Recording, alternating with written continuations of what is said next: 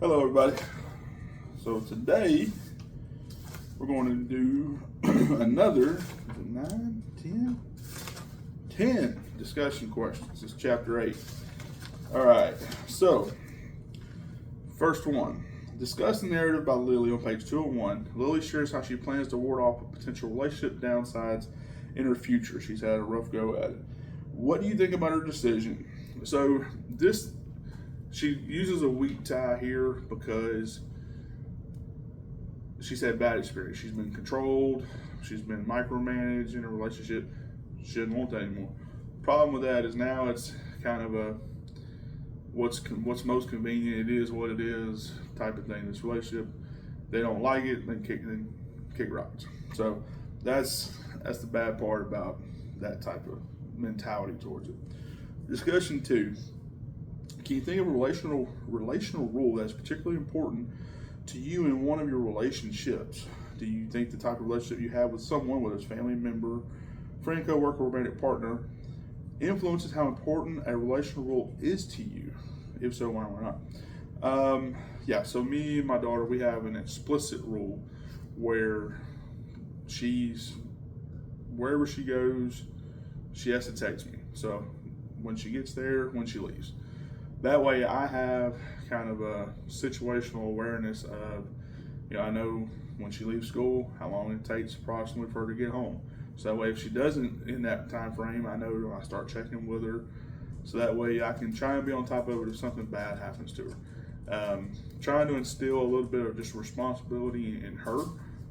That way she can still go. She's supposed to go to work here in a little bit. Hopefully she didn't come out and ruin my video.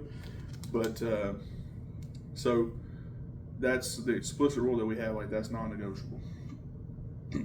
Number 3, Hollywood director Tyler Perry shares an intimate letter he wrote to his childhood self. This is a really cool idea. Do you sense the relationships were strong ties? There were.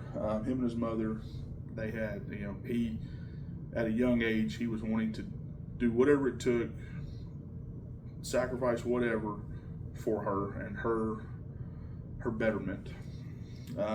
How would you relate Perry's letter to the importance of relationship and how they can affect our development and well-being? I say this all the time: relationships, people you're around, they end up, it reflects who you become. I've mentioned in the past about me being adopted when I was an older teenager. Had I not been, I would be a completely different person now. That going into that situation and my adoptive parents, they really helped mold. They showed me a whole different side of life that has helped me tremendously. So relationships, like Tyler said, the good, the bad, the ugly, and the really, really good. And so I was blessed there to have really, really good on that end. But there was some ugly in there, and the ugly can have just as much shaping and molding capabilities as anything else. Discussion 4, someone from your past claims to know you and they're glad to see you, but you have no clue who this person is. So we had to watch a video here, Flight of the Conchords, Jenny. Why might a relationship hold less meaning for you than to someone else? Just different ties, different expectations. And then the next question this ties into, why do some people view their relationships differently? Short-term, long-term attraction, strong, weak ties come in. And here she is to ruin my video. Hurry, fast. Sorry, Dad. Bye. Okay, so basically everyone sees a relationship as it's in their own best interest. So it's, how can it do for me the most? And hopefully, if you're true to yourself, and you find that other, whether it's a friend, romantic partner, but they find the same risk-reward balance in you that you're finding them, but you're doing the relationship out of your convenience, out of your wants and your needs. Discussion 5. Read Carl's narrative on page 209 of the textbook. Can you relate to this narrative about self-disclosure? Sure, absolutely. Just the other day, son fell down, cut his knee real bad. My daughter did the same thing when she was younger, fell, sliced the knee open, and I have a scar on the side of my leg. And so anytime that something like that happens, I did the same thing with my son as I did with my daughter 10 years ago, was I showed them the scar. They're sitting there, they're freaking out, they're crying. I'm like, hey, it's okay. Dad went through the same thing. And so that self-disclosure helps calm the nerves. It helps reassure them that life is not ending at that moment, no matter what they may think. So then, can you think of a time when their self-disclosure really impacted relations outcome, positive and negative? So this one, and then later on, I forget which discussion it actually brings this up, but you're dating somebody and they ask you that question, have you ever cheated on somebody? You got one, two. If you admit that you did, they could look at you like, once cheater, always cheater. I'm going to leave, not even going to try. And then they could, if they don't leave, they always have in the back of their mind that you could do it to them. And then, if you say that you didn't, and then they find out later on that you did, well, then you lied. And so self-disclosure like that can be tricky business. So I always say honesty is the best policy, but just be prepared to own your mistakes, because hopefully you're with someone, you're talking to somebody that's level-headed and they understand that they're not perfect either, so they're not throwing stones at a glass house. All right, number 7. We had to watch 2 video clips about Justin and Miles' gay storyline.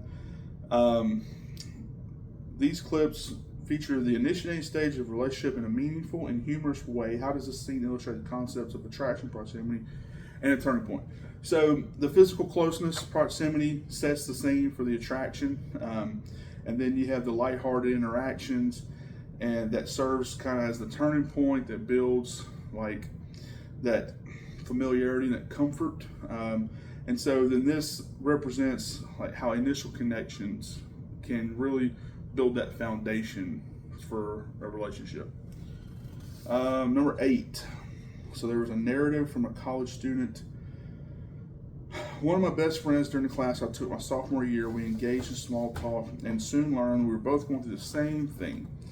His girlfriend had just cheated on him, and I had just learned my boyfriend had done the same thing. Opening up to each other moved us through the experimenting stage into the intensifying stage.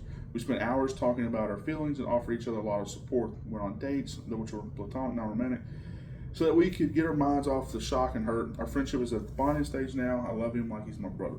So the discussion here was, has something like this ever happened to you? How has self-disclosure played a significant role in the initiation development of one of your platonic romantic relationships? So something similar to this story, actually. Before I met my wife, working at a previous job, had a lady that was working in the same department with me. So we were there, and this goes into another discussion here in just a second, but actually this is the next one. But, when you have coworkers that you work in the same department, you go to lunch together sometime, a lot of times during the day, you're with them 8, 9, 10 hours a day, 5, 6 days a week. You learn things about each other anyway. Like it's just going to happen. But we both were going through bad, not necessarily. I hadn't been cheated on, and I'm not sure. I don't think she had been cheated on, but it was just bad breakups basically. And so we were able to kind of confide in each other. That's a lot of the same similarities in the bad breakups. People pettiness going on, things like that. And so what we found, but it drove us together. And so we ended up hanging out a lot, and we had that conversation about, where's this going? And then we realized we liked each other, but we were mature enough to realize it was that familiarity of the situation that had brought us together, and going forward, we really wasn't something that we saw, like there was not going to be any romantic relationship going forward. And so we just stayed coworkers. We ended up going different directions in our jobs and our careers, and so we're still friends, but it's not, we speak like on birthdays and stuff, happy birthday or whatever, but that's it. So number 9, Kanisha's narrative was about Have you experienced a dialectical tension like this before? How did you handle it? What would you do differently? This was about her being with, they're both students, and she's with this person, her best friend, day in and day out. And so, you've got that with coworkers. And so this, again, 5-6 days a week, 10 hours a day, we used to kind of joke, we're with them more than we're with our families. It's almost impossible to not just get aggravated at some point. And it's not them that aggravates you. You're aggravated about something, but then you notice a quirk, a smell, just the way they move their head. Anything sets you off at that point. But you just start noticing things that they do that you don't really care for. And so, it intensifies that. And lastly, watch the scene from the film Failure to Launch. In what ways does Paula's plan involve giving Trip more autonomy, making him the man of the situation? Societal, she was talking about having him help her with a crisis where he solves the problems. He starts taking her out on dates, becomes focused on wanting to impress her. So that's that autonomy of getting him to want to remove himself from his parents, from the bird's nest, get away from Mama Bird and move out on his own, spread his wings and fly. But are there ways in which the plan might perpetuate dependence? Yes, and also failure. But so especially in this sort, now obviously in the movie, they end up falling in love. But had she actually done what she was contracted to do, and she got him to check all the boxes, and then 6 months later, or whatever the time frame is, and she goes, okay, well, Trip, thank you, but I'm good, and I'm going to call it off. Well, all that manliness, autonomy, independence she instilled can come crashing right back down, because now he feels like a failure. He's dependent on being her supporter and no longer being the supportee. And when that goes away, one of the first things, like addiction, like one of the first things you do is you revert back to the familiarity. The minute you have that bad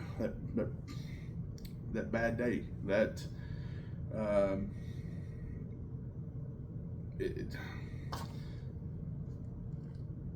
you end up reverting back basically to your old ways, your old habits, the things you're familiar with, what you know. So that is all for this 10. Thank you very much.